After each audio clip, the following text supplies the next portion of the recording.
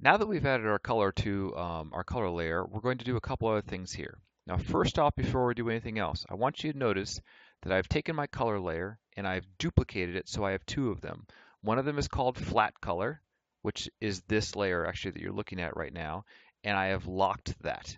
Okay, the other one is called color. So let me show you where we're going to go with these things. We're going to shade our figures so they look three-dimensional, and I have mostly done Harley Quinn already.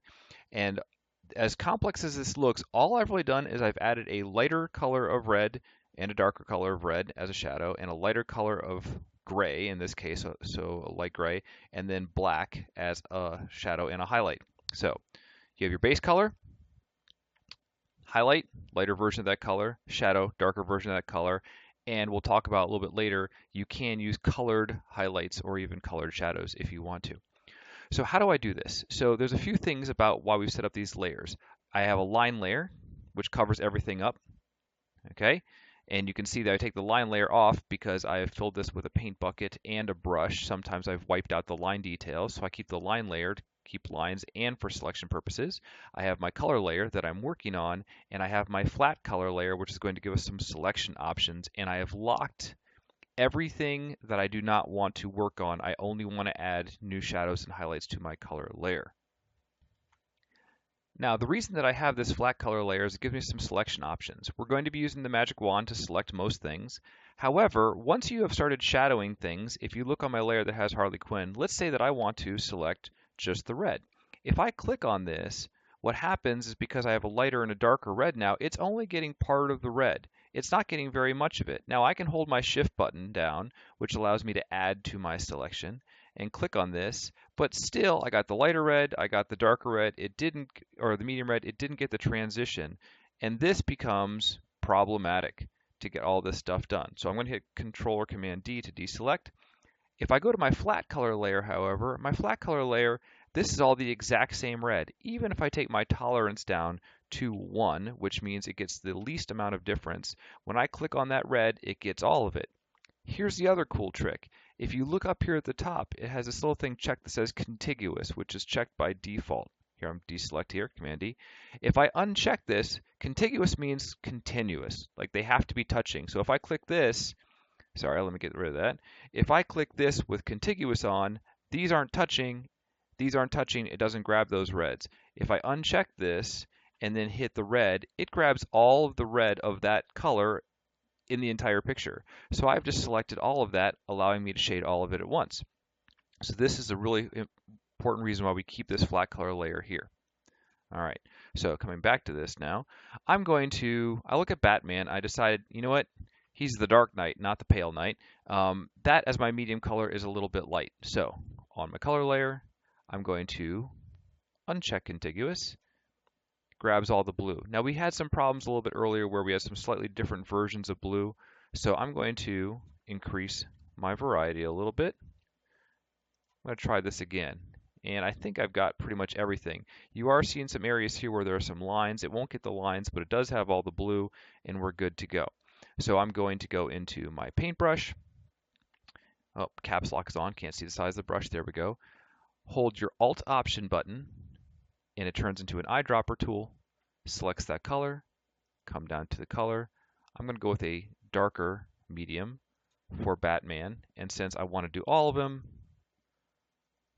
I'm just going to paint them all in.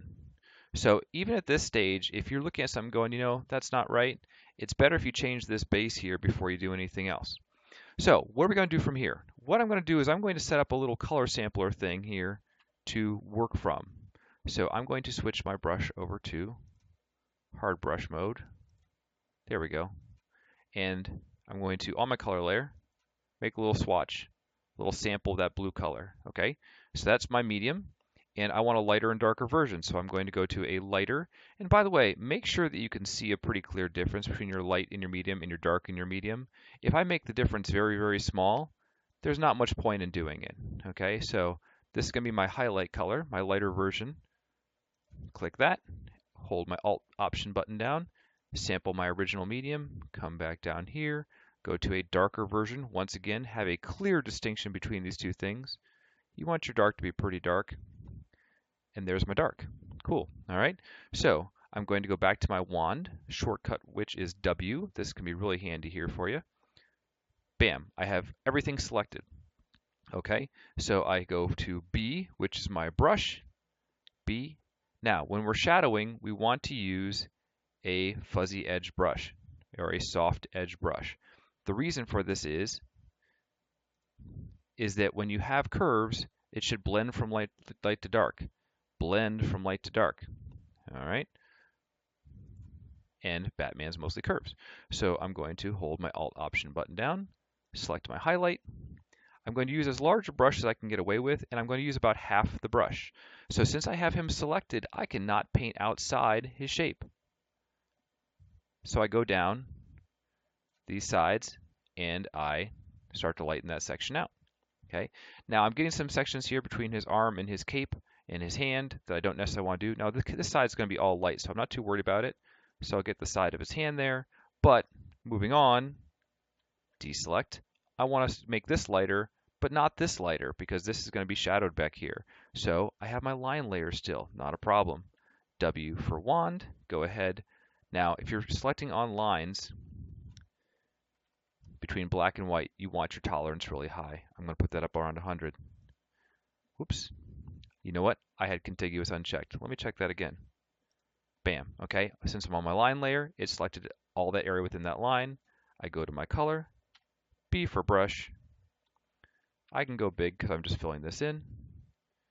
Bam. That's highlighted. All right.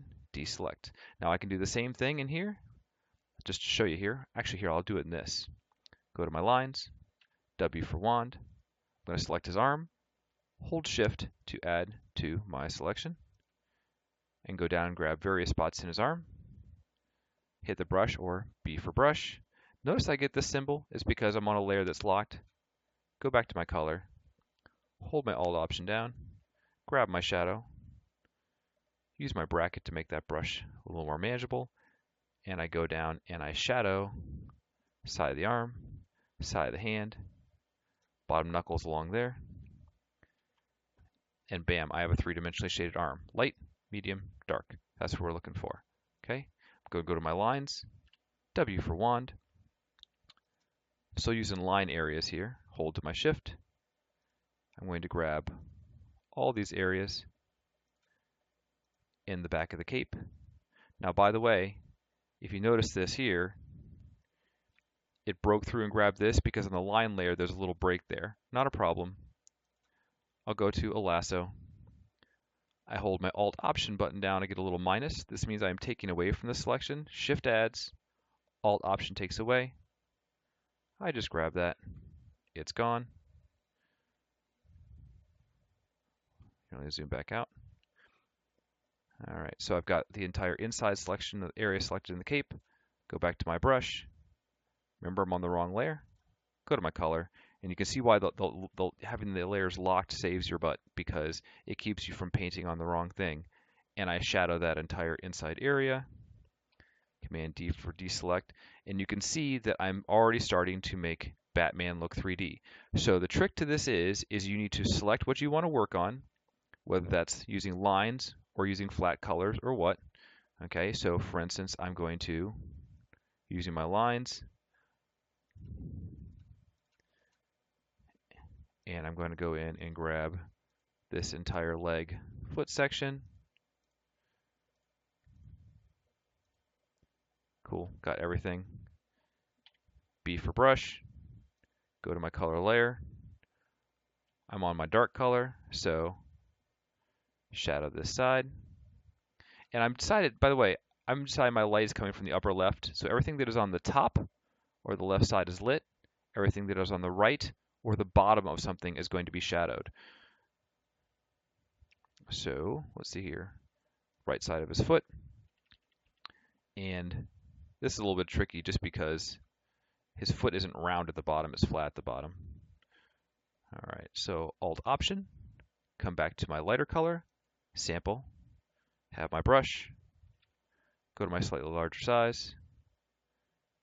Remember, use about half of the brush, and you can make it smaller as you go into smaller shapes. Highlight that down, deselect. Okay, and this is how we're going to make our people 3D. So as you can see, I've started to shadow Batman in a little bit more, but I've run into a couple small problems. I was selecting off the line layer, and I didn't realize that actually it must be I'm breaking the line here, and it selected part of his face. So when I was putting in the blue highlight and the dark blue shadow, it got into his face a little bit. Remember, that's really easy to fix. I go to my flat color layer, go to W for wand. Since I'm selecting color, I can take my tolerance back down to 1, and I can grab that face color, B for brush, Alt Option, grab the skin tone, B for brush, come in here, and just really quickly paint that in and fix it. Okay, not a big deal. The other thing I want to show you is how I can fine tune stuff. If you notice, I've got actually some full details here on Harley Quinn. How do I do that? How do I shape the shadows? Okay, pretty easy to do. Once you get the shadows close, say like this, I go over here to the Smudge Tool. It's probably under the Blur tool if you haven't activated it yet. Okay, go to the Smudge Tool, take whatever size brush you want, and what this will do is this will pull the color so I can shape shadows, or if I'm like, you know what, that was more than I wanted to, I can take them out. So let's see here. I'm going to highlight in along the side of his chin. I'm going to pull some shadow in under his chin, down his neck, and say, hey, I want a little more light in here. I can pull this medium or this light. Let's do that in there. I did that around his eyebrows. I want a little highlight on the eyebrow, but not that much. And in this case, I want to pull some highlight over on top of that and push that back with the medium.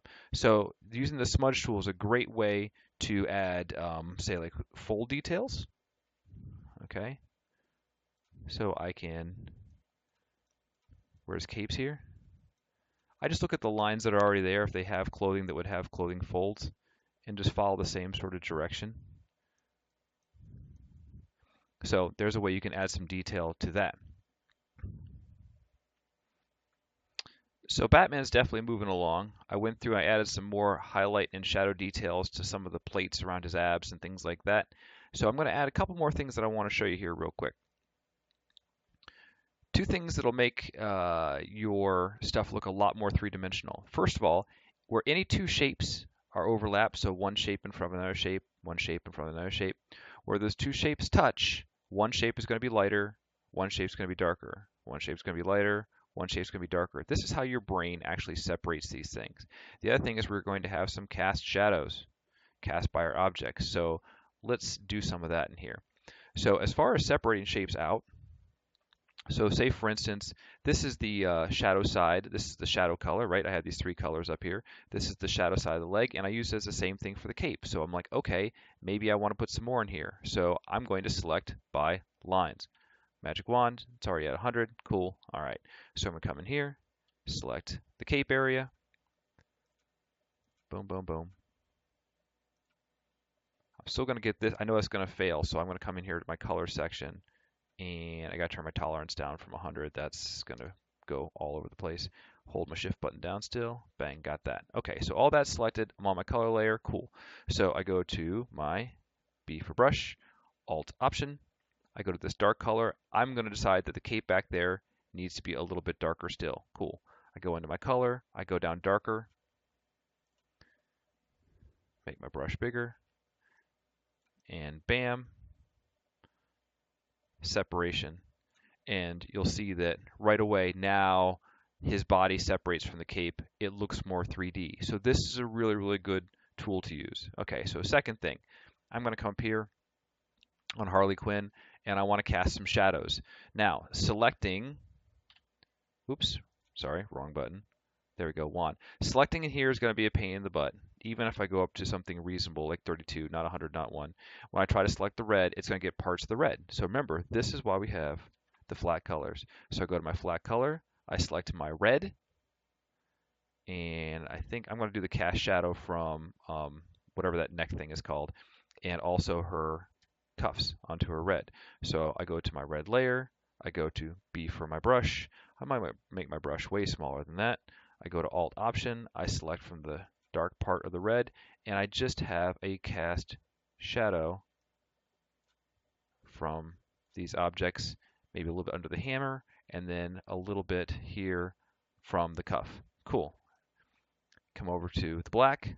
Once again, flat color, W for wand, select on this, come back to my color layer, B for brush, Alt Option, I take this, it's actually black, for my shadow, shadow under the cuff, a little bit of shadow under the hammer, shadow under this neck thing.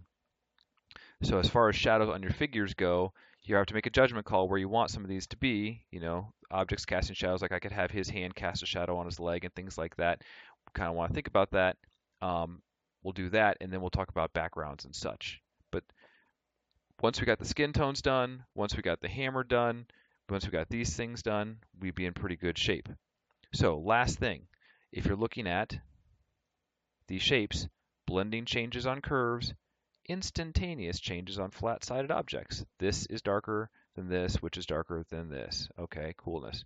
So if I go into, for instance, Batman's utility belt or the flat side of her hammer, what I would do is go in, magic wand, and I'm going to go to my lines,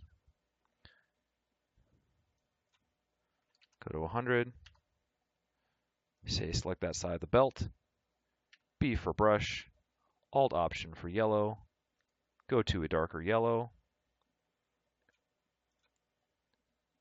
B for brush, back to my color layer, and bam. All right, that's how we're going to do it. One last thing as I'm finishing this up, I've gotten everything done except for the hammer here. Since this hammer is one long, straight cylinder shape, when I go to my brush, I get my shadow, size it, click, hold my shift button down, and click, and it does a straight line in between those 2 points. Same thing again, go back to my base color, choose a highlight,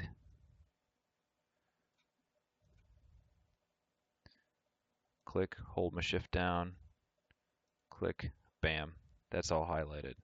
And then I'll just finish this up. By the way, since this is a flat-sided shape, down here, I want that change to be instantaneous.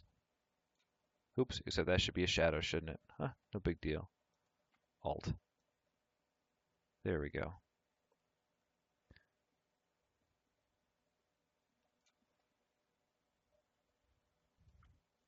So that's all finished. Final steps, gonna go through here. I'm gonna select my color palette, and I'm going to paint this out white rather than delete it, actually, just because I don't want to punch a hole in my background. Oops, make that 100%. There we go. Command D for deselect. And there we go, ready for background. Everything else is done. So there's the original flat color. That is shadows, highlights, and the occasional darker value or lighter value if you need to separate shapes from each other, and you are finished.